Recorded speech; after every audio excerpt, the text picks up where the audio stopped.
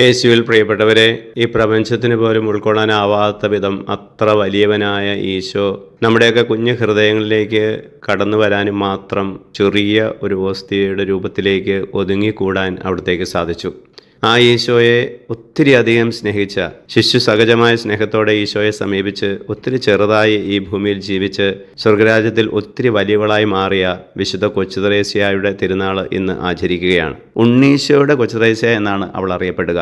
അവൾ വിശുദ്ധിയായി പ്രഖ്യാപിക്കപ്പെട്ടപ്പോൾ ആഗോള സഭയിലെ എല്ലാ മിഷൻ പ്രവർത്തനങ്ങളുടെ മധ്യസ്ഥയായി മാറി. പിന്നീട് അവൾ വേദപാരംഗതയായി മാറി. വെറും കുഞ്ഞു ജീവിതം, 15 വർഷം വീട്ടിലും 9 വർഷം മഠത്തിലും മാത്രമായി 24 വർഷം മാത്രം ഈ ഭൂമിയിൽ ജീവിച്ച് മഹാവിശുദ്ധിയായി അവൾ മാറി. ഭൂമിയിലെ ജീവിതത്തിൽ എല്ലാവരെയും ഒത്തിരിയേറെ സ്നേഹിച്ചു.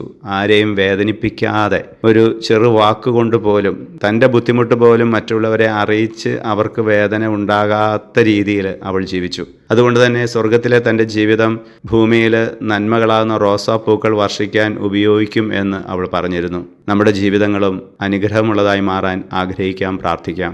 ഈശോയെ, ഞങ്ങളെ അനുഗ്രഹിക്കണമേ, ഇപ്പോഴും എപ്പോഴും എന്നേക്കും. ആമേൻ.